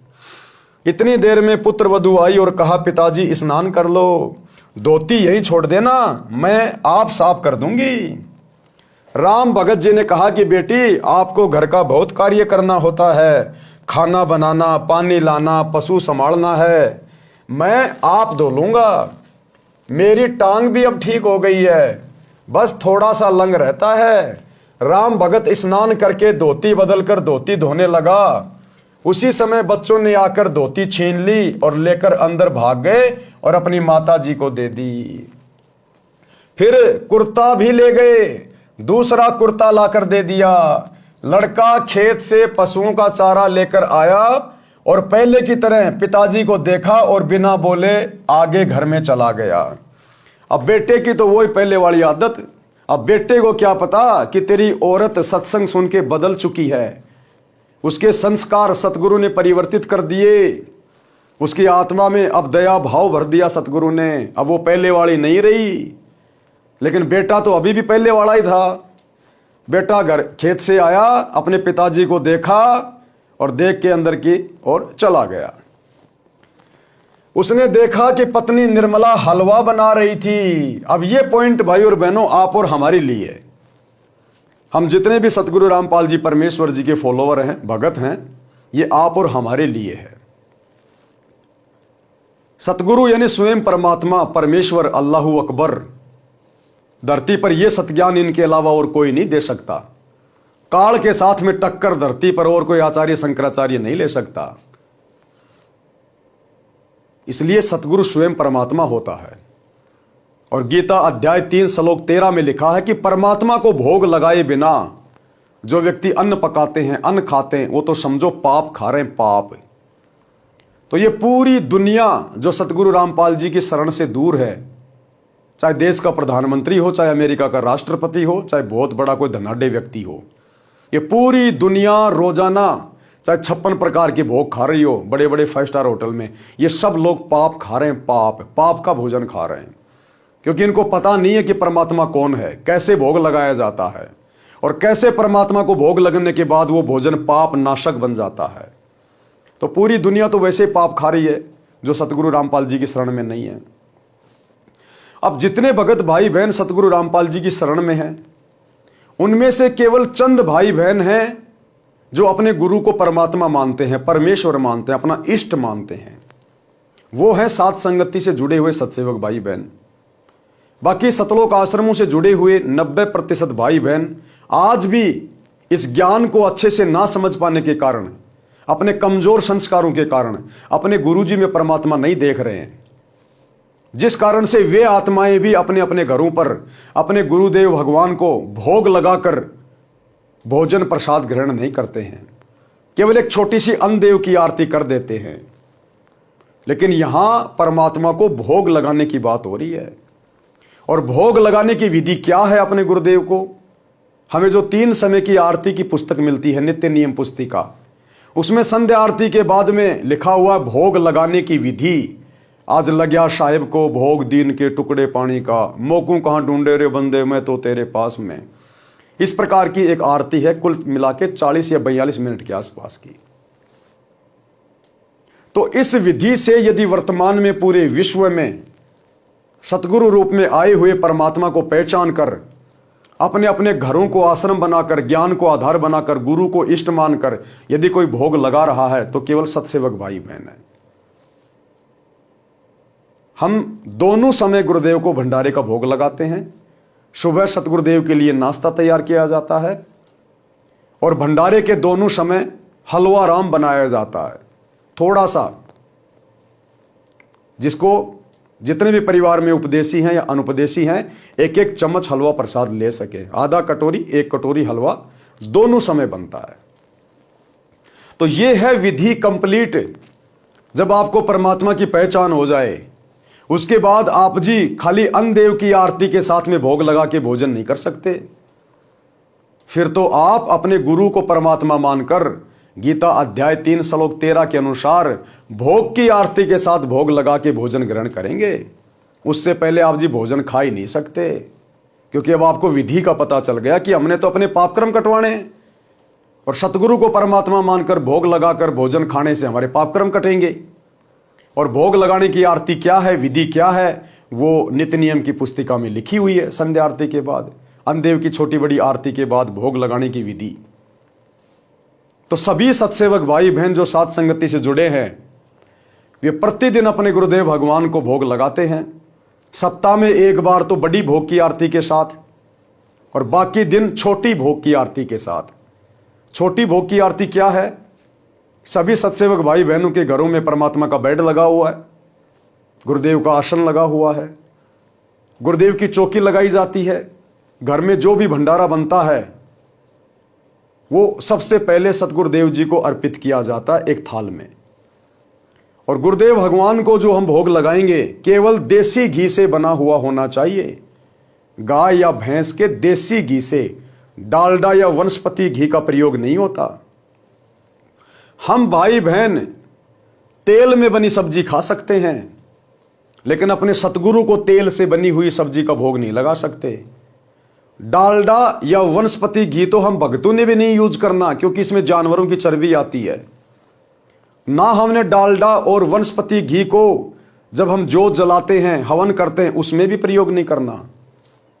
हवन में केवल गाय या भैंस का देसी घी, वो चाहे आप किसी डेयरी से लाओ चाहे किसी गांव से लाओ। और सतगुरु के लिए जो भोजन बनेगा, भले 4 चपाती और 1 कटोरी सब्जी की जो आप बनाएंगे, भले 1 चम्मच देसी घी से बनाओ, लेकिन सतगुरु का भंडारा जो भी बनेगा देसी घी से ही बनेगा। डालडा का प्रयोग नहीं होगा, तेल का प्रयोग नहीं होगा बिल्कुल भी। हम परिवार वाले तेल से बनी हुई सब्जी का भोजन खा सकते हैं, नो प्रॉब्लम, लेकिन सतगुरु के लिए जो सब्जी बनेगी, जो चपातियां चुपड़ेंगी, वो देसी घी में। तो इस प्रकार से फिर हम अपने गुरुदेव के जहां पर हमने आसन लगा रखे हैं, हम लोग एक चौकी पे वो थाल रख देते हैं। सबसे पहले मंगलाचरण करते हैं, फिर गुरुदेव भगवान से भोजन करने की प्रार्थना करते हैं कि हे परमपिता परमात्मा, सारी सृष्टि के रचनहार, कुल मालिक, कबीर परमेश्वर सतगुरु रामपाल जी भगवान, आप जी का भोग प्रसाद तैयार है। आप अपनी पवित्र रसना से इसे पवित्र करने की कृपया करें। हे परमेश्वर, भोग प्रसाद बनाते समय, लगाते समय या भोग की आरती करते समय हम तुच्छ बुद्धि जीवों से यदि कोई त्रुटि रहे तो हमें तुच्छ जानकर अक्षमा करें परवरदिगार। यानी सबसे पहले मंगलाचरण गरीब नमो नमो सतपुरुष को, जो हम भाई बहन करते हैं, लगभग 2 से 2.5 मिनट का है। उसके बाद हम गुरुदेव भगवान से भोजन प्रसाद ग्रहण करने की, उसको पवित्र करने की प्रार्थना करेंगे। उसके बाद फिर हम छोटी भोग की आरती करते हैं। उसके बाद डायरेक्ट हम वो शब्द गाते हैं, आज लग्या साहिब को भोग दीन के टुकड़े पानी का, कोई जगह पुरबला भाग सफल हुआ दिन जिंदगानी का। लगभग 7 से 8 मिनट का ये शब्द है। उसके बाद 7 से 8 मिनट की विनती है, विनती का अंग, हम विनती करते जी गुरु जी थारे आगे, साहिब थारे आगे।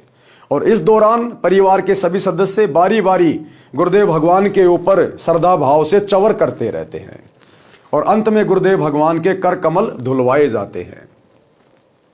तो यह है छोटी भोग की आरती की विधि। और बड़ी भोग की आरती जो नित्य नियम पुस्तिका में लिखी हुई है, सेम यही विधि है, लेकिन वो थोड़ी लंबी है। उसकी शुरुआत होगी, मोकू कहाँ ढूंढे रे बंदे मैं तो तेरे पास में। उसमें साफ साफ लिखा हुआ पूरा, यानी वो कंप्लीट आरती फिर हम हर रविवार को करते हैं। बाकी दिन छोटी भोग की आरती के साथ भोग लगाते हैं। तो ये विधि है गुरु को परमात्मा के रूप में मानकर, इष्ट मानकर गीता अध्याय 3 श्लोक 13 के अनुसार भोग लगाने की। इस विधि से फिर जब हम वो भोजन प्रसाद ग्रहण करेंगे अपने गुरु को भोग लगाने के बाद, फिर हमारे पाप कर्म हल्के होंगे, परमात्मा हमें सद्बुद्धि देगा, हमारे संस्कार बनेंगे, हमारा ज्ञान योग खुलेगा, हमें भक्ति मार्ग बहुत अच्छे से समझ में आएगा, भक्ति में हमारी रुचि बनेगी, गुरु में हमारा प्रेम उमड़ेगा, श्रद्धा भाव उत्पन्न होगा, तब हमारी बात बनेगी। क्योंकि गीता में लिखा क्यों गया अध्याय 3 श्लोक 13 में कि परमात्मा को भोग लगाए बिना जो अन्न पकाते हैं वो तो पाप खाते हैं। तो इसका मतलब कोई परमात्मा है ना धरती पे, तभी तो लिखा गया गीता में। अब उस परमात्मा को पहचानना पड़ेगा। अब उस परमात्मा की पहचान वो परमात्मा खुद करवाता है, यहां कोई परमात्मा को पहचान नहीं सकता। तो आप और हम सत्सेवकों का सौभाग्य जो गुरुदेव ने हमसे अपनी पहचान करवाई, और आज हम इस शास्त्र अनुकूल विधि से अपने गुरुदेव को भोग लगाकर अपनी समस्त भक्ति क्रियाओं को संपन्न कर रहे हैं। और हम लोग अपने गुरुदेव के भंडारे के साथ में हलवा राम जरूर बनाते हैं। तो राम भगत की पत्नी ने क्या किया, गुरुदेव भगवान ने अपने कर कमल से लिखा है आप और हमें समझाने के लिए। जो भाई बहन अभी भी अपने गुरु को परमात्मा ना मानकर उनको भोग नहीं लगा रहे हैं, उसकी पत्नी ने फिर खाना बनाया और हलवा बनाया, और हलवा बना के, भोजन बना के सबसे पहले 2 कटोरियों में किसको भोग लगाया, अपने गुरु जी को। उसके बाद अपने ससुर जी के पास लेके गई। क्या कह रहे हैं गुरुदेव, लड़का खेत से पशुओं का चारा लेकर आया और पहले की तरह पिता को देखा और बिना बोले आगे घर में चला गया। उसने देखा कि पत्नी निर्मला हलवा बना रही थी। उसने सोचा कोई त्योहार होगा, फिर सब्जी रोटी बनाई। क्या बनाया उस बहन ने, हलवा बनाया और सब्जी रोटी बनाई, और सबसे पहले गुरु भगवान को 2 कटोरियों में भोग लगाया।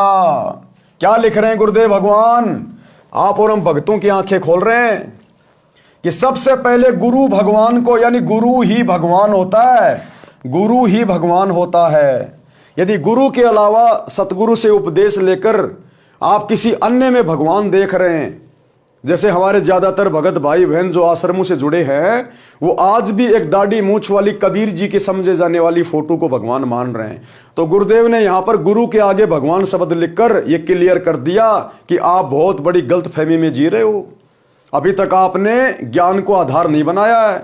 जिस प्रकार सत्सेवक ज्ञान को आधार बनाकर, गुरु को भगवान मानकर, घर को आश्रम बनाकर अपने गुरु को भोग लगाकर अपनी भक्ति पूरी कर रहे हैं। अन्यथा भाइयों और बहनों, वो बेचारी पहली बार सत्संग में गई, 3 दिन उसने सत्संग सुना। 3 दिन में उसको कहां से ये बातें समझ में आ जाएंगी कि गुरु ही भगवान होता है और गुरु को हलवे राम का भोग लगाया जाता है सबसे पहले भंडारे का। ये बातें गुरुदेव भगवान आप और हमारी आंखें खोलने के लिए इस पुस्तक में मेंशन कर रहे हैं।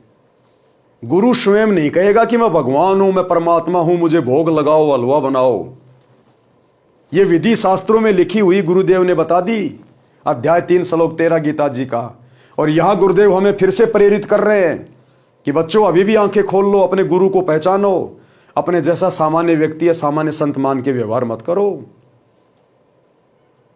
तो क्या किया उस बहन ने? सर्वप्रथम गुरु भगवान को 2 कटोरियों में भोग लगाया, अपने गुरु जी को परमात्मा मानकर, भगवान मानकर। गुरु भगवान यानी गुरु ही परमात्मा होता है।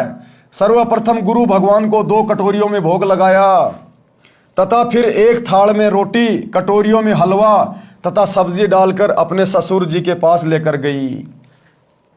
हलवा बनाया, भोजन बनाया और सबसे पहले अपने गुरु जी को भोग लगाया, उसके बाद में अपने ससुर के पास लेकर गई वो भोजन।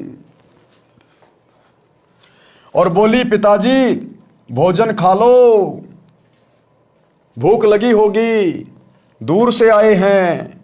राम भगत बोला, बेटी मेरे को ये हजम नहीं होता, सूखी रोटियां ला दे, मैं बीमार हो जाऊंगा। राम भगत जी ने सोचा कि कहीं भावना में बहकर बेटी आज तो सब सेवा कर देगी, परंतु लड़का इसको धमकाएगा क्योंकि उसको सत्संग का ज्ञान नहीं है, कहीं घर में झगड़ा ना हो जाए। इतने में लड़का भी आ गया, अपनी पत्नी को बोला, पिताजी ठीक ही तो कह रहे हैं, ले चल अंदर। पिता का कमरा गली पर था, बच्चों का रहने का अंदर को था। पत्नी बोली, चुप रहे। राम भगत के बेटे की बहू बोली, चुप रहे, बहुत कर्म फोड़ लिए, सत्संग में जाके आई हूं, सब कुछ समझ में आ गया मुझे। क्योंकि वो बेटा अपनी पत्नी के कहने में चलता था। तो पत्नी ने कहा चुप रहे, तो बेटे की क्या औकात, अब वो चुप ना रहे। तो बोले चुप रहे, वो मैंने बतेरे कर्म फोड़ लिए मेरे। पत्नी बोली चुप रहे, मैंने बहुत पाप इकट्ठे कर लिए, अब पिताजी की सेवा मैं स्वयं करूंगी। लड़का चुप हो गया। राम भगत ने दोनों बच्चों को थोड़ा थोड़ा हलवा दिया, पुत्र वधू को देने लगा। तो बोली कि आप क्या खाओगे, घर पर और भी बहुत सारा हलवा प्रसाद बचा है, पिताजी आप खाओ, नहीं खाओगे तो मेरी आत्मा रोएगी, क्योंकि मैंने बहुत ज्यादा आपके साथ बदतमीजी कर रखी है, मैंने बहुत ज्यादा पाप इकट्ठे कर रखे हैं। अब आपकी सेवा करके ही सतगुरु मेरे पाप कर्मों को धोएगा, साफ करेगा। आप नहीं खाओगे तो मेरी आत्मा रोएगी। देखो भाई और बहनों, एक सत्संग ने कितना चेंज कर दिया, कितना परिवर्तित कर दिया। अन्यथा राम भगत के ऊपर क्या बीत रही थी। और अंत में वो बेटे की बहू, अंत में फिर उसका क्या हसर होता। ऐसे ही वो बीमार होती, खटिया में पड़ी होती, और उसके घर में भी फिर ऐसी बेटे की बहू आती, तो दुर्गति होनी थी उसकी, दुर्गति। अंत में परमात्मा ने पूरे परिवार को बचा लिया, पूरे परिवार को संभाल लिया। आगे चलकर बेटे ने भी नाम दीक्षा ले ली, पूरा परिवार ऋषि परिवार बन गया, सुरग बन गया, सुरग। जो सतगुरु अपनी सत भक्ति से, अपने आशीर्वाद से ऐसे उजड़े हुए परिवारों को सुखी कर दे, धरती पर सुरग बना दे, तो क्या उस सतगुरु के सतलोक में अखंड सुख नहीं होंगे? वहां की तो हम कल्पना भी नहीं कर सकते। जब शरीर छोड़ने के बाद सतगुरु के साथ विमान में बैठकर सतलोक जाएंगे। जो सतगुरु यहां इतना सुखी कर सकता है, तो सोचिए उसके सतलोक में कितना सुख होगा। भगत राम भगत जी ने गुरुदेव भगवान का सुमरण किया और भोजन खाया। गुरुदेव भगवान का धन्यवाद किया कि ये परमात्मा, आपने तो मेरे परिवार को उजड़ने से बचा लिया, आपने तो स्वर्ग बना दिया मेरा परिवार। अपने गुरुदेव का धन्यवाद किया। प्रतिदिन पुत्र वधू स्वयं नरम गरम रोटियां गरम गरम लाकर अपने हाथों खिलाए, प्रतिदिन वस्त्र साफ करे और कहे, पिताजी भजन कर लो। एक दिन राम भगत जी की बुआ का लड़का भगत राम निवास आया। अब एक दिन फिर राम निवास मिलने के लिए आया राम भगत जी से कि चलो भगत जी के पास चलते हैं, क्या हालचाल है। एक दिन राम भगत की बुआ का लड़का भगत राम निवास आया, वही राम निवास जो राम भगत को अपने साथ सत्संग में ले गया था और 2-3 महीने अपने साथ में रखा था। राम भगत जी ने उसको सीने से लगा लिया और बोला, रे भाई हमारा घर तो तेरी कृपा से स्वर्ग बन गया। लेकिन भगत ने कभी भी अपने ऊपर नहीं लेनी चाहिए। कोई हमारी कितनी बड़ाई करे, कितनी प्रशंसा करे, हमने वो बढ़ाई, वो प्रशंसा अपने गुरुजी के ऊपर डाल देनी है। अगर हमने अपने ऊपर ले ली तो हम दोषी बन जाएंगे। परमात्मा कहते मैं करे सो मारिए, तू करे सो छूट बे। इस मार में होशियार बंदा गधा बना के ऊंट बे। यदि आपने अपने ऊपर कोई चीज ले ली कि मैंने कर दिया, मेरे कारण तू गुरुजी से जुड़ा, मेरे कारण आज तेरा उजड़ा घर बस गया, तो परमात्मा कहते हैं धर्मराज के दरबार में उसकी पिटाई होगी। मैं करे सो मार पड़ेगी और तू करे सो छूट बे कि हे गुरुजी आपने कर दिया, हे मालिक इस दास को तो आपने निमित्त बना के भेजा। दास की क्या औकात है परमात्मा जो मैं किसी को आपसे जोड़ दूं। तो जो हर चीज अपने गुरुजी पे डालेगा कि परमात्मा आप ही सब कुछ करने वाले हो, जीव की कोई औकात नहीं है, कहते हैं वो धर्मराज के दरबार में पिटाई से छूट जाएगा। मैं करे सो मारिए, तू करे सो छूट बे। इस मार में होशियार बंदा गधा बने के ऊंट बे। और यदि अपने ऊपर लेगा कि मेरे कारण ऐसा हो गया, मैंने ये कर दिया, कहते हैं अगले जन्म में गधा बनेगा, ऊंट बनेगा, उसकी पिटाई होगी। राम भगत जी ने उसको सीने से लगा लिया और बोला रे भाई हमारा घर तो तेरी कृपा से स्वर्ग बन गया।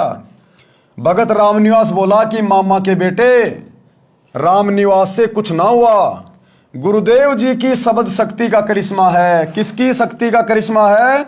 गुरुदेव भगवान के वचनों का, उनकी शब्द शक्ति का। आप और मैं तो पहले इकट्ठे ने बत्ती डंडा खेला करते, मेरे करने से होता तो पहले ही हो जाता। गुरुजी कह रहे थे कि राम भगत पिछले जन्मों में भगत था, इससे घर के मोह के कारण मर्यादा में चूक बनी थी, उसके कारण इतना कष्ट उठाया है। अब ये मां दुखी हो चुका था तब तेरे साथ आया है, नहीं तो आप कितनी बार राम भगत से पहले कह चुके थे कि सत्संग में चल, परंतु मोह माया में अंधा हो चुका था। ये कष्ट और पुत्र वधू का व्यवहार इसके लिए वरदान बन गया। ये कष्ट और बेटा बेटी का वो बुरा व्यवहार इसके लिए वरदान बन गया कि अंदर ही अंदर दुखी होकर, बाहर तो केवल दिखावा कर रहा था कि मुझे कोई दिक्कत नहीं है, मेरा बेटा बेटी बहुत अच्छे हैं, लेकिन अंदर तो जो कष्ट था, जो पीड़ा थी वो होनी थी। तो अंदर ही अंदर दुखी था उनके व्यवहार से। और उसी दुख के कारण कि मैंने बचपन से बच्चे को पाला पोषा, आज मैंने बुढ़ापे में इससे उम्मीद लगाई और दोनों मेरे साथ में अच्छा व्यवहार नहीं कर रहे हैं, इस दुख के कारण भगत रामनिवास के साथ में वो सत्संग में गया था, अन्यथा सत्संग में नहीं जाता। कबीर जी ने कहा है कि कबीर सुख के माथे पत्थर पड़ो जो नाम हृदय से जाए, बलिहारी दुख के कारण जो पल पल नाम रटाए।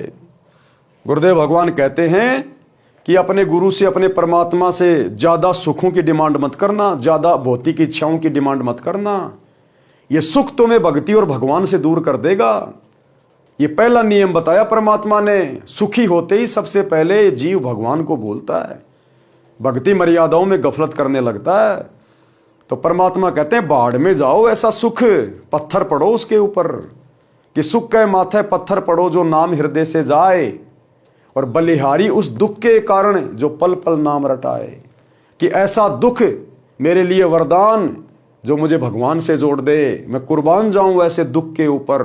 और परमात्मा हल्का हल्का कष्ट, हल्का हल्का दुख भक्ति करवाने के लिए आप हमें देते रहिएगा।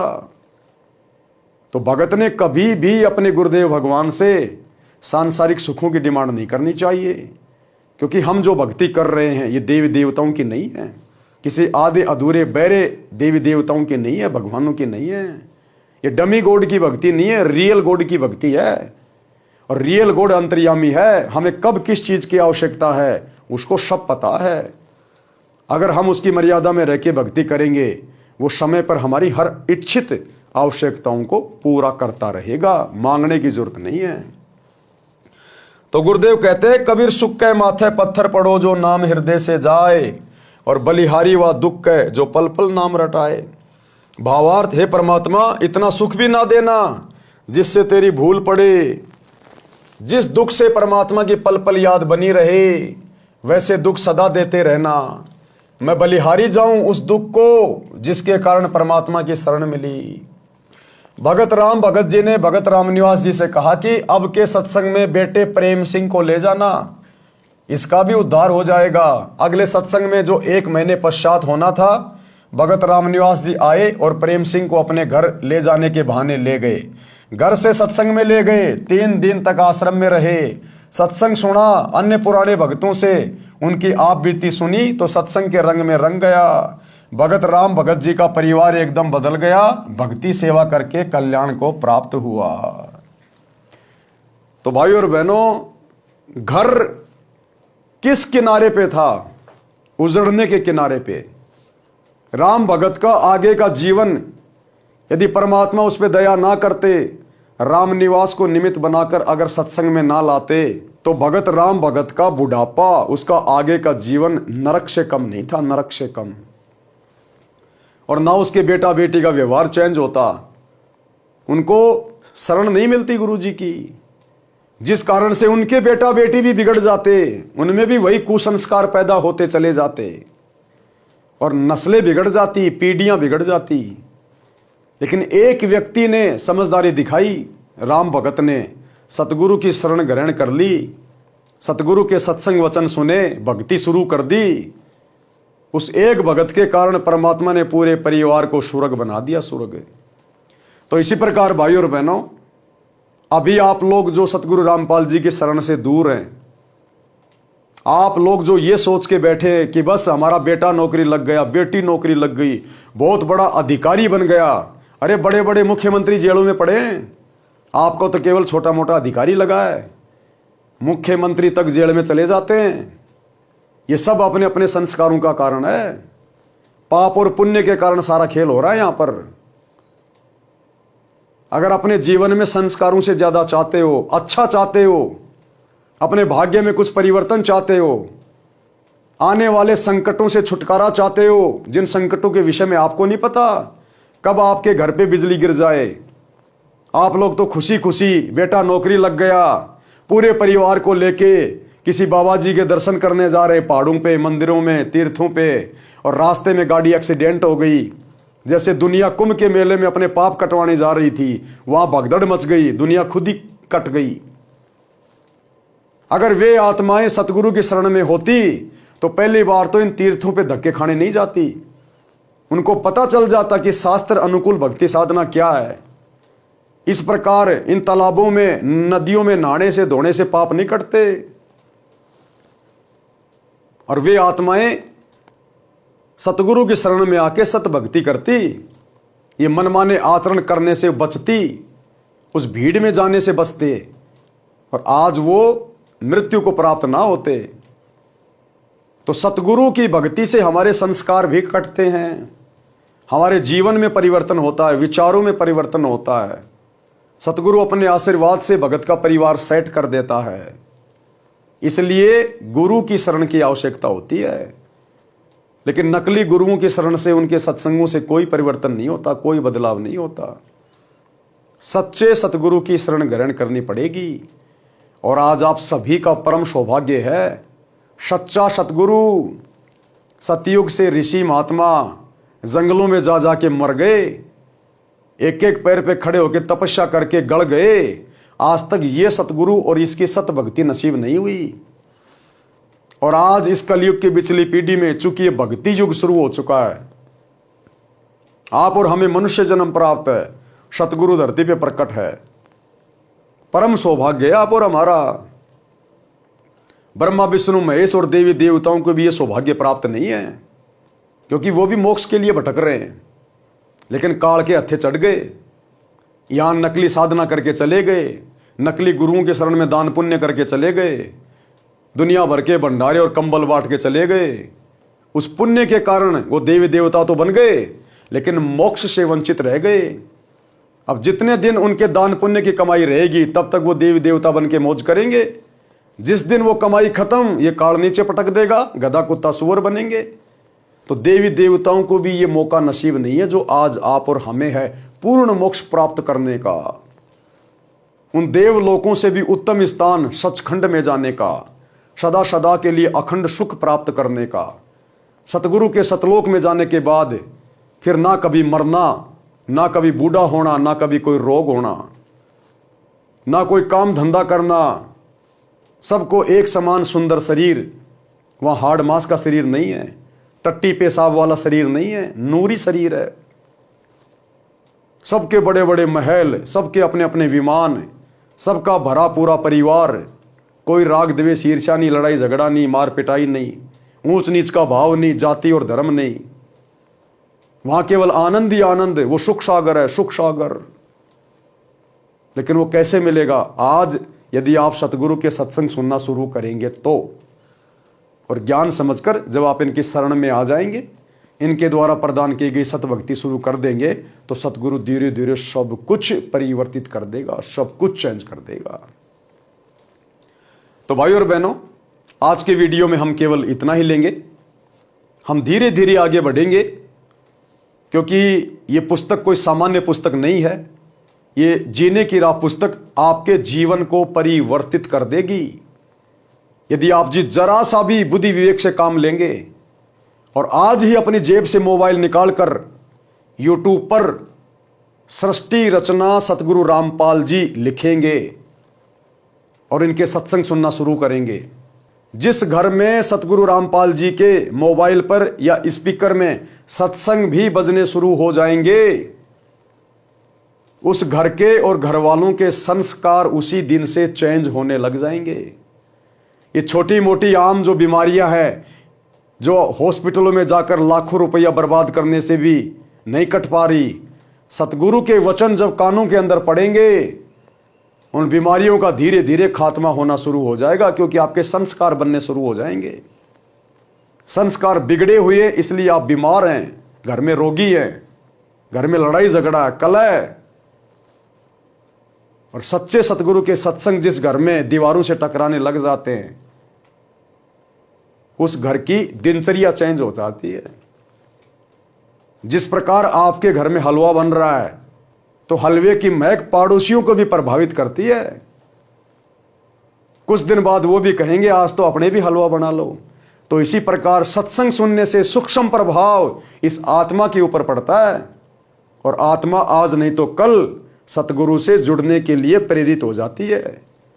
और एक बार सतगुरु ने यदि अपना कनेक्शन भगत से जोड़ दिया, उसके बाद कमी किस बात की? भाई, जिस घर में आपने लाइट का कनेक्शन ले लिया, तो आपके घर में सारे काम होंगे। पंखा भी चलेगा, लाइट भी जलेगी, एसी भी चलेगा, कूलर भी चलेगा। और जिस घर में लाइट नहीं है, उनकी केवल बैटरी चल रही है, जो लाइट से पहले से चार्ज की हुई है। तो यदि किसी के घर में थोड़ी बहुत सुख शांति है, रोजी रोटी का धंधा बढ़िया है, बेटा बेटी नौकरी में है या खुद नौकरी में है, और भक्ति कर रहा वो 2 नंबर वाली देवी देवताओं की, तो उसके पिछले मनुष्य जन्म की वो भक्ति वाली दान पुण्य की बैटरी थोड़ी बहुत चार्ज है। लेकिन भैया, बैटरी कितने दिन चलेगी? कब तक चलेगी बैटरी? उसकी एक सीमा है। जिस दिन डिस्चार्ज हो जाएगी, पूरे घर में अंधेरा। जिस दिन आपके पिछले पुण्य कर्मों वाली बैटरी डिस्चार्ज होगी, दुखों का पहाड़। अचानक से आप रोगी होंगे, कभी एक्सीडेंट होगा, कभी किसी युवा की मौत हो जाएगी। फिर आपकी भक्ति कहाँ गई? वो जो आप मंदिरों में, मस्जिदों में, चर्चों में, गुरुद्वारों में, कुंभ में, महाकुंभ में, हरिद्वार में, गया पे, तीर्थों पे कावड़ ला रहे थे, बद्रीनाथ, केदारनाथ, जगन्नाथ, दुनिया भर के व्रत करना, वो सारी भक्ति करते करते भी तुम्हारे ऊपर कष्ट। लेकिन फिर भी आप लोगों की बुद्धि नहीं खुलती, कभी काल खुलने नहीं देता। ये बुद्धि खुलेगी सतगुरु के सत्संग सुनने से, और जिस दिन शरण में आ जाओगे उस दिन तो कहना ही क्या। तो गुरुदेव भगवान के आशीर्वाद से आज के वीडियो में हम केवल इतना ही लेंगे। कल रात्रि 8 बजे सभी भाई बहन फिर से लाइव जुड़िए। तब तक गुरुदेव भगवान हम सबको आज्ञा दें, इजाजत दें, सद्बुद्धि दें, आशीर्वाद दें। बंदी छोड़ सतगुरु रामपाल जी भगवान की जय हो। भाई जो गुरु बचन पे डट गे, कट गे फंद 84 के, कट गे फंद 84 के, कट गे फंद 84 के। भाई जो गुरु बचन पे डट गे, कट गे फंद 84 के, कट गे फंद 84 के।